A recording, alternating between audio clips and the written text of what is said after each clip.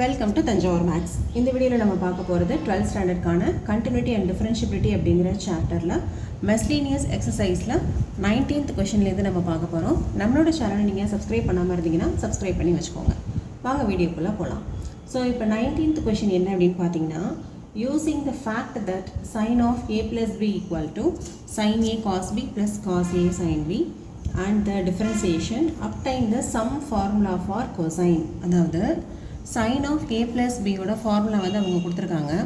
இதை டிஃபரன்ஷியேட் பண்ணி cos of a plus b ஓட ஃபார்முலாவை நம்மளை டிரைவ் பண்ண சொல்லியிருக்காங்க. ஸோ இதுக்கு நம்ம என்ன பண்ண போகிறோம் அப்படின்னு பார்த்தீங்கன்னா, ஃபஸ்ட்டு இந்த ஏபி இருக்கு இல்லையா, அதை in terms of x and ஒய்க்கு மாற்றிக்கலாம். ஏன்னு சொன்னால் நம்ம எப்போவுமே வந்து dy by dx dx by d theta இந்த மாதிரி எக்ஸு ஒய்யை வச்சே தான் நம்ம எல்லா டிஃபரன்சேஷனுமே போட்டிருக்கோம். ஸோ அதுதான் நமக்கு வந்து கம்ஃபர்டபுளாக இருக்கும். அப்படிங்கிறதுனால நான் ஃபஸ்ட் என்ன பண்ணுறேன், ஏக்கு பதிலாக எக்ஸும் பிக்கு பதிலாக ஒய்யும் நான் வந்து சப்ஸ்டியூட் பண்ணிக்கிறேன். ஓகே, அப்போது இந்த கிவன் ஈக்குவேஷன் வந்து எப்படி மாறிடும், sin of x plus y equal to sin x cos y plus cos x sin y அப்படின்னு சொல்லி மாறிடும்.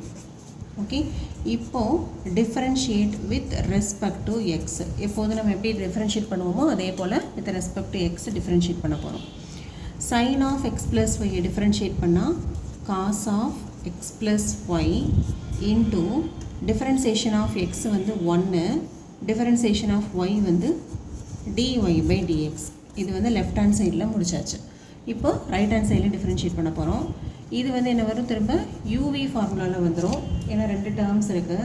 ஸோ நான் என்ன பண்ண போகிறேன், இதை வந்து யூன்னு எடுத்துக்கிட்டு இதை வி அப்படின்னு எடுத்துகிட்டு யூவி ஃபார்முலா அப்ளை பண்ண போகிறேன். இப்போ யூவி ஃபார்முலா படி என்னது, யூ வி டேஷா. அப்போ u v dash plus v, விங்கிறது என்னது cos y, v u dash, u டேஷுங்கிறது சைன் எக்ஸ் டேஷ். இப்போ ஃபஸ்ட்டு டேர்ம் ஃபுல்லாக நம்ம வந்து எழுதியாச்சு. இப்போ செகண்ட் என்ன இருக்குது பாருங்கள், இது காஸ் எக்ஸும் சைன் ஒய்யும். திரும்பவும் இது வந்து 2 டேர்ம் இருக்குது. இதை யூன்னு எடுத்துக்கலாம், இதை வி அப்படின்னு சொல்லி எடுத்துக்கலாம். So plus u v dash இல்லையா, இங்கே யூங்கிறது என்னது cos x v dash sine y dash plus v sine y u dash அப்படிங்கிறது காஸ் எக்ஸ் டேஷ். ஓகே, இப்போது லெஃப்ட் ஹேண்ட் சைடில் அப்படியே எழுதிக்கலாம். லெஃப்ட் ஹேண்ட் சைடு வந்து அப்படியே இருக்கட்டும். நம்ம ரைட் ஹேண்ட் சைடில் உள்ளது வந்துட்டு ஸோ இதை அப்படியே டிஃப்ரென்ஷியேட் பண்ணி எழுதலாம். சைன் எக்ஸு காஸ் ஒய்யோட differentiation minus sine y, sine ஒய்யை இங்கே போட்டுட்டு மைனஸை நான் வந்து ஃப்ரண்ட்டில் அப்ளை பண்ணிக்கிறேன். ஓகே, இன்டூ இந்த ஒய்யோட differentiation dy by dx plus இந்த second term cos y into sine எக்ஸோட differentiation cos x. So first term ஃபுல்லாகவே இது ஃபுல்லாக நம்ம வந்து முடிச்சாச்சு. இப்போ இந்த டேர்முக்கு வரலாம். ஸோ இது முடிச்சாச்சு.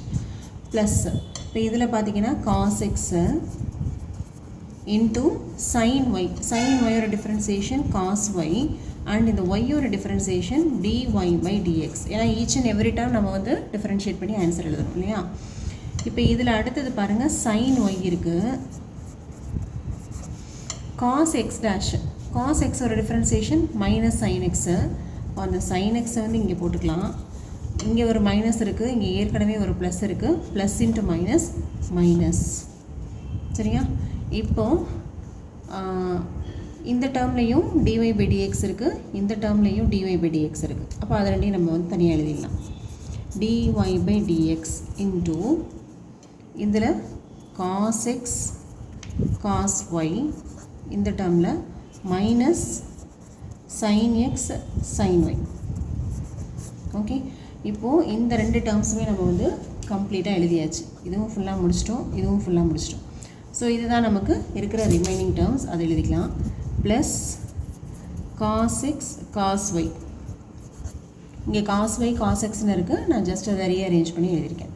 மைனஸ் இந்த டேர்மில் சைன் ஒய் சைன் எக்ஸ்ன்னு இருக்கா, அதை just sine x sine y. இது வந்து மல்டிப்ளிகேஷனில் இருக்கிறதுனால நம்மளால் மாற்றி எழுத முடியும். ஸோ இப்போ இந்த 2 டேர்மையும் பாருங்கள், cos a cos b minus sine a sine b மாதிரி இருக்கா. ஸோ இது எப்படி எழுதிக்கலாம், இதுலேயும் cos a cos b minus sin A sin B மாதிரி இருக்குது. ஓகே, இப்போ இந்த ரெண்டுத்தையும் நான் வந்து காமனாக வெளியில் எழுதிடுறேன். அப்போது cos x cos y minus sin x sin y. இந்த டேர்மில் இதை வெளியில் எடுத்துட்டா ரிமைனிங் வந்து என்ன இருக்கும், dy by dx இருக்கும். ப்ளஸ் இதை ஃபுல்லாக நம்ம வெளியில் எடுத்தாச்சு. அப்போ ரிமைனிங் இங்கே 1 இருக்கும். இப்போது லெஃப்ட் ஹேண்ட் சைடில் என்ன இருக்குதுன்னு பார்த்தீங்கன்னா நமக்கு cos of x plus y into 1 plus dy by dx. இதான் வந்து நமக்கு லெஃப்ட் ஹேண்ட் சைடில் இருந்தது இல்லையா. இப்போ இந்த 1 plus dy by dxும் இந்த 1 plus dy by dxும் கேன்சல் ஆகிடும். அப்போ ரிமைனிங் என்ன இருக்குதுன்னு பார்த்தீங்கன்னா லெஃப்ட் ஹேண்ட் சைடில் cos of x plus y equal to right hand சைடில் cos x cos y minus sin x sin y. So இதான் நமக்கு காஸோட, அதாவது நம்ம ஏற்கனவே என்ன எடுத்துக்கிட்டோம், a equal to x and b equal to ஒய்ன்னு சொல்லி தானே ஃபஸ்ட்டு சப்ஸ்டியூட் பண்ணோம். ஸோ நம்ம ஃபைனலாக என்ன பண்ணிடலாம், அதையும் மாற்றிட்டு இப்போது எக்ஸ் ப்ளஸ் ஒய்க்கு பதிலாக cos of a plus b equal to cos a cos b minus sin a sin b. So இதான் நமக்கு கிடைக்கிற ஃபைனல் ஆன்சர். ஓகேவா, in terms of x and ஒயில் இருக்குது. பட் நம்ம ஃபைனலாக கொடுக்குறது ஏ அண்ட் பியில் தான் கொடுக்கணும். ஏன்னா கொஷினில் இருந்தது ஏ அண்ட் பி தான். அதனால் எக்ஸ் அண்ட் ஒய்க்கு பதிலாக ஏபி அப்படின்னு சொல்லி மாற்றி ஃபார்முலா வந்து எழுதியாச்சு. ஸோ நம்ம இப்போ என்ன பண்ணியிருக்கோம்னா இந்த 19th கொஷினில் சைன் ஆஃப் ஏ ப்ளஸ் பியோட ஃபார்முலா வந்து கொடுத்துருந்தாங்க. ஸோ அதை நம்ம டிஃப்ரென்ஷியேட் பண்ணி cos of a plus b கூட ஃபார்முலா வந்து நம்ம வந்து டெரைவ் பண்ணி கொண்டு வந்தாச்சு. Okay, next question number 20. Question number 20 என்ன சொல்லியிருக்காங்கன்னா, thus there exists a function which is continuous everywhere but not differentiable at exactly 2 points. அதாவது நம்ம வந்து ஒரு ஃபங்க்ஷன் எழுதணும். அந்த ஃபங்க்ஷன் வந்து எப்படி இருக்கணும்னா கண்டினியூஸ் எவ்ரிவேராக இருக்கணும். ஆனால் 2 பாயிண்டில் கரெக்டாக 2 பாயிண்டில் நாட் டிஃபரன்ஷியபிளாக இருக்கணும். அந்த மாதிரி ஒரு ஃபங்க்ஷன் வந்து எழுத முடியுமா அப்படின்னு சொல்லி கேட்டிருக்காங்க. முதல்ல இதுக்கு நம்ம கண்டினியூஸ்னால் என்ன, டிஃபரன்ஷியபிள்னால் என்ன அப்படின்னு சொல்லிட்டு நம்ம கிராஃபில் பார்த்துடலாம்.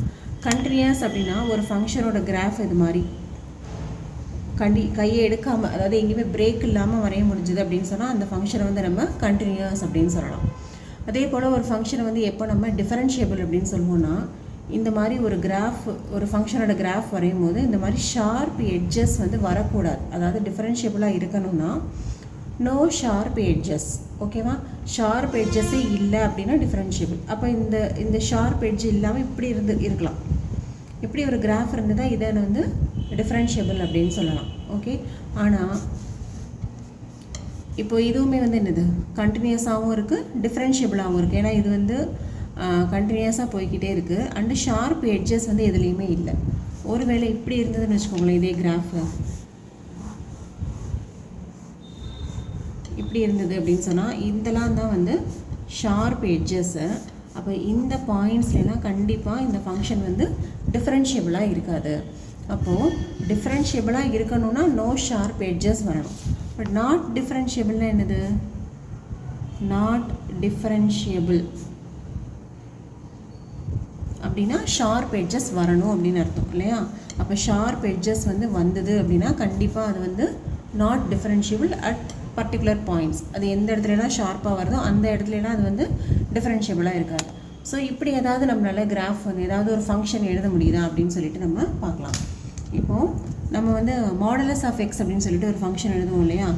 மாடுலஸ் ஆஃப் எக்ஸ் அதோட கிராஃப் வந்து எப்படி இருக்கும் அப்படின்னு பார்த்தீங்கன்னா, மாடுலஸ் ஆஃப் எக்ஸோட கிராஃப் வந்து இது எக்ஸ்னா எக்ஸ் மைனஸ் 0ன்னு தானே அர்த்தம்.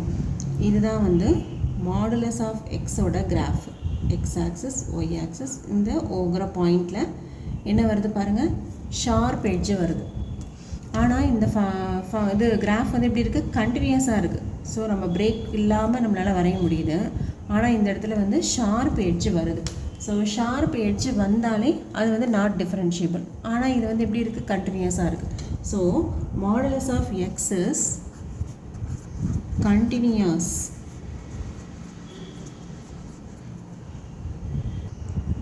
and not differentiable at x equal to 0. அப்போ இந்த ஃபங்க்ஷன் வந்து x equal to 0ல டிஃபரன்ஷியபிளாக இல்லை. ஓகே, நம்ம இன்னொரு ஃபங்க்ஷன் எடுக்கலாம். இதுவே modulus of x minus 1, modulus of x எடுத்த மாதிரி மாடுலஸ் ஆஃப் x மைனஸ் 1. இப்போ இதோட கிராஃப் வந்து எப்படி இருக்கும் அப்படின்னு பார்த்தீங்கன்னா இப்படி இருக்கும். இது வந்து 1ங்கிற point.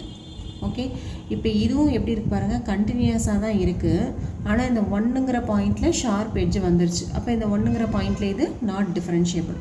So modulus of x minus 1 is continuous and not differentiable at x equal to 1. நம்ம போட்டுட்ருக்க மெத்தட் வந்து கிராஃபிக்கல் மெத்தடு. இன்னும் வேறு சில மெத்தட்ஸில் கூட இது வந்து ப்ரூவ் பண்ணலாம். பட் நம்ம இந்த கொஷினுக்கு கிராஃபிக்கல் மெத்தடில் நம்ம போடுறோம். அப்போ இந்த கொஷின் கொடுத்தாங்கன்னா கண்டிப்பாக நீங்கள் இந்த கிராஃபையும் போட்டு இந்த ஸ்டேட்மெண்ட்ஸை எழுதுங்க. ஓகே, இப்போ மாடுலஸ் ஆஃப் எக்ஸ் மைனஸ் 1 ரெண்டுமே வந்து continuous and not differentiable at some பாயிண்ட்ஸ்னு சொல்லிட்டோம் இல்லையா. இப்போ இது ரெண்டுத்தையும் சேர்த்து தான் நம்ம வந்து ஒரு ஃபங்க்ஷன் எழுத போகிறோம். That is f of x equal to modulus of x plus modulus of x minus 1. So by algebra of functions,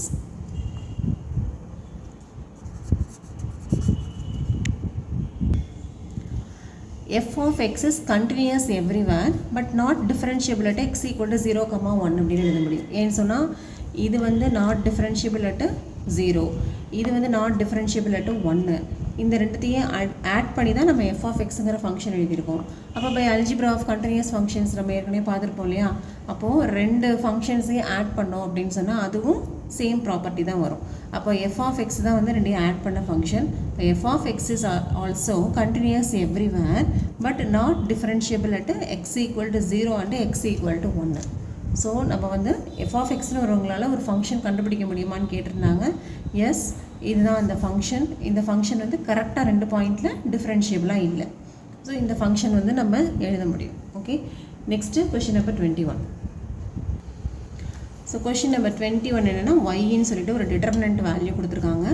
dy by dx வந்து நம்மளை ப்ரூவ் பண்ண சொல்லியிருக்காங்க. சரியா, இப்போ ஃபஸ்ட்டு கொடுத்துருக்க ஒய்யை வந்து எழுதிக்கலாம். y equal to f of x g of x h of x l m n a b c.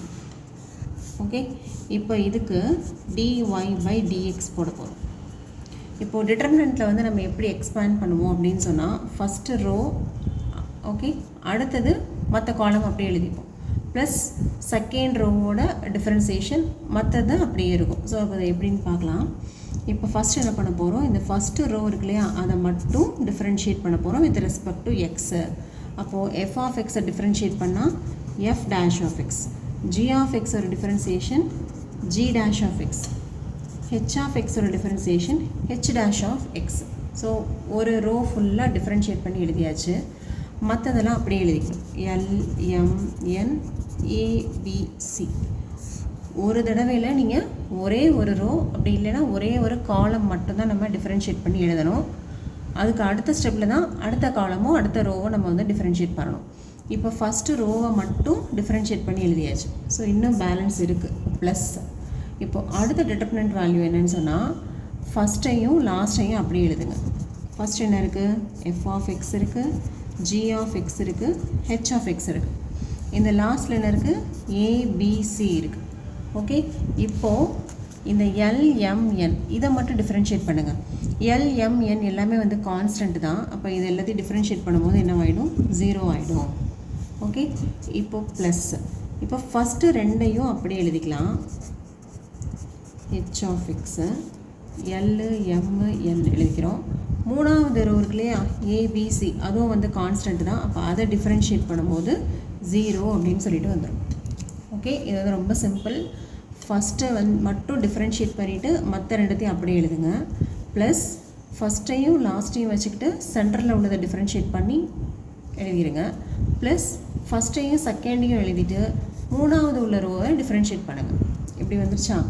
இப்போது நமக்கு ஏற்கனவே வந்து மேட்ரிசஸில் நம்ம பார்த்துருப்போம் இல்லையா, டிட்டர்மினன்ட் வேல்யூ எப்படி கண்டுபிடிக்கிறதுன்னு சொல்லிட்டு. இப்போ இந்த ஃபஸ்ட்டு டேர்ம் வந்து அப்படியே தான் இருக்கும். ஸோ நோ ப்ராப்ளம், அதை அப்படியே எழுதிடலாம். G dash of x h dash of x l m n a b c, இதில் எந்த சேஞ்சஸும் இல்லை. இப்போ இதில் இந்த டிட்டர்மினன்ட் பார்த்தீங்கன்னா ஒரு ரோ ஃபுல்லாகவே வந்து எப்படி இருக்குது, 0வாக இருக்குது. இப்படி ஒரு ரோ ஃபுல்லாகவோ இல்லை ஒரு காலம் ஃபுல்லாகவோ 0வாக இருந்ததுன்னா அந்த டிட்டர்மினண்ட்டோட வேல்யூ வந்து 0 அப்படின்னு சொல்லிட்டு நம்ம மேட்ரிசஸில் பார்த்துருப்போம். மேட்ரிசஸ் டிட்டர்மினன்ட்ஸில் நம்ம பார்த்துருப்போம் இல்லையா.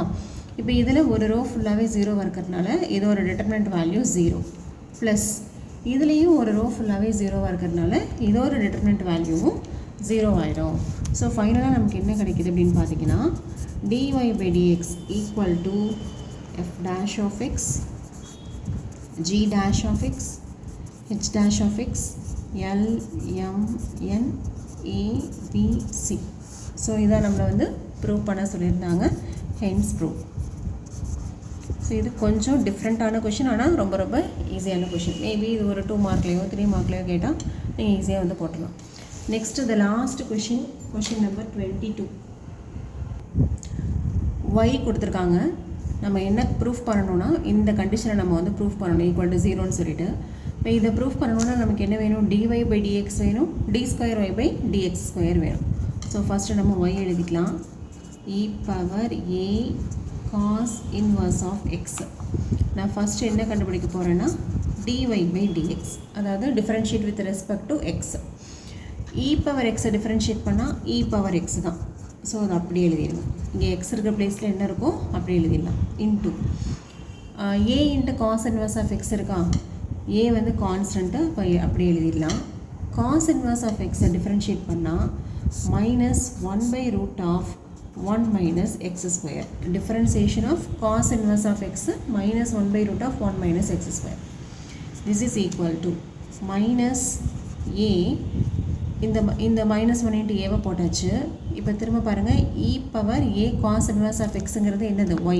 அப்போ இந்த இடத்துல y டிவைடட் பை √(1 - x². ஓகேவா? இப்போ இது வந்து எதோட வேல்யூன்னு பார்த்தீங்கன்னா dy by dx ஓட வேல்யூ. ஓகே, நெக்ஸ்ட்டு நம்ம என்ன கண்டுபிடிக்கணும்? d2y by dx² கண்டுபிடிக்கணும். d2y by dx² கண்டுபிடிக்கணும்.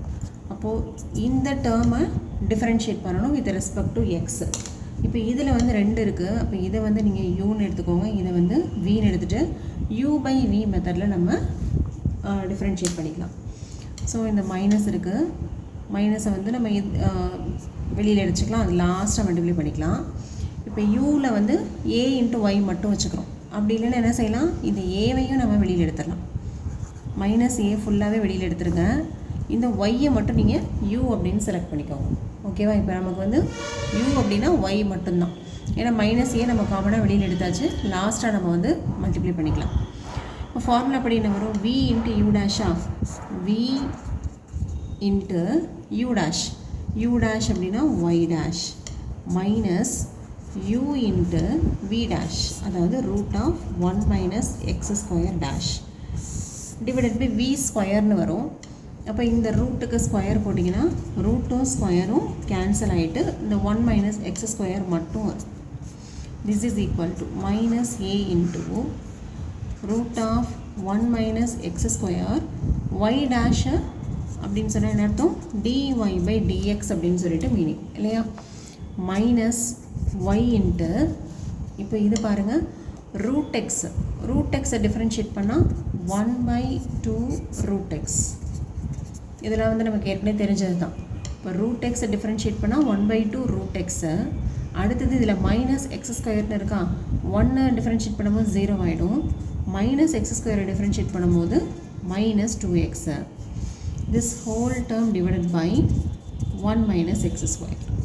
okay, this is equal to, இப்போது வெளியில் -a இருக்குது, உள்ளர √(1 - x² இருக்குது, dy by dx இருக்குது. அதுக்கு பதிலாக நம்ம என்ன பண்ணிக்கலாம்? இந்த டேர்ம் அப்படியே சப்ஸ்டியூட் பண்ணலாம். இந்த dy by dxக்கு பதிலாக இது ஃபுல்லாத்தையும் நம்ம அப்படியே சப்ஸ்டியூட் பண்ணலாம். சப்ஸ்டியூட் பண்ணால் என்ன வரும்? -ay divided by √(1 - x². Okay, அடுத்தது இங்கே மைனஸ் இன்ட்டு மைனஸ் ப்ளஸ் ஆகிடும். இந்த 2வும் 2வும் கேன்சல் ஆகிடும்.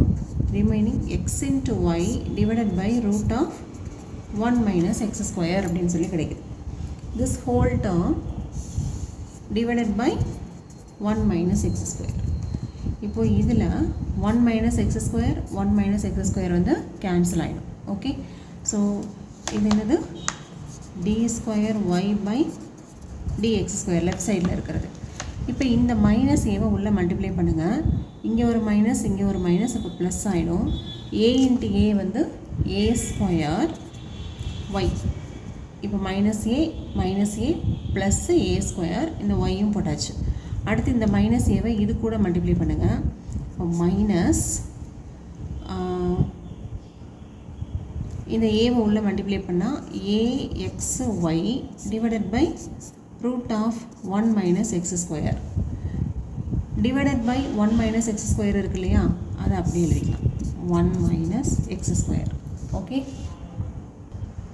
நெக்ஸ்ட் ஸ்டெப்பில் என்ன பண்ணலாம், இந்த 1 மைனஸ் எக்ஸ் ஸ்கொயரை லெஃப்ட் சைட் கொண்டு வாங்க. அப்போ இங்கே டிவிஷனில் இருக்கிறது இங்கே மல்டிப்ளிகேஷனுக்கு வந்துடும். 1 minus x square d square y by dx square equal to a square y minus இது எப்படி எழுதலாம், எக்ஸ் இன்ட்டு ஏஎக்ஸ்ஒய் இருக்கு இல்லையா, அதில் x into a y divided by root of 1 minus x square அப்படின்னு சொல்லி எழுதலாம். ஓகே, இப்போ பார்த்தீங்கன்னா இந்த a y root of 1 minus x square அப்படிங்கிறது எதோட வேல்யூ அப்படின்னு பாருங்கள், இந்த டிஒய் பை டிஎக்ஸோட value minus a y root of 1 minus x square. So இப்போ அதை தான் நம்ம சப்ஸ்டியூட் பண்ண போகிறோம். 1 minus x square d square y by dx square equal to a square y, இந்த minus a y root of 1 minus x square, இது full டேர்மையும் சேர்த்து நம்ம என்ன போட்டுக்கலாம், dy by dx அப்படின்னு சொல்லி போட்டுக்கலாம். ஓகே, இப்போது இந்த ரெண்டு டேர்மையும் நீங்கள் லெஃப்ட் சைட் கொண்டு வாங்க. 1 minus x square d square y by dx square minus இந்த எக்ஸ் டேர்மை கொண்டு வந்தாச்சுன்னா minus x into dy by dx, இதையும் நம்ம லெஃப்ட் சைட் கொண்டு வந்தோன்னா minus a square y equal to 0. இதான் நம்மளை வந்து ப்ரூவ் பண்ண சொல்லியிருந்ததும் கூட. இதை பாருங்கள், இதான நம்மளை வந்து ப்ரூஃப் பண்ண சொல்லியிருந்தாங்க. ஸோ கொண்டு வந்தாச்சு, ஹென்ஸ் ப்ரூஃப். ஸோ இந்த கொஷினில் நம்ம என்ன பண்ணுறோன்னா ஒய் மட்டும் கொடுத்துருந்தாங்க, இந்த ரிசல்ட்டை நம்மளை ப்ரூஃப் பண்ண சொல்லியிருந்தாங்க. அதுக்கு நம்ம என்ன பண்ணியிருக்கோம், ஒய்யை வச்சுட்டு டிஒய் பை டிஎக்ஸ் கண்டுபிடிச்சோம். இந்த டிஒய் பை டிஎக்ஸில் நீங்கள் வந்துட்டு செகண்ட் டைம் டெரிவேட்டிவ் போட்டு d square y by dx square போடணும். அப்படி போடும்போது இங்கே திரும்பவும் டிஒய் பை டிஎக்ஸ் வரும் இல்லையா உள்ளார, அதில் நீங்கள் இந்த வேல்யூவை சப்ஸ்டியூட் பண்ணிக்கோங்க.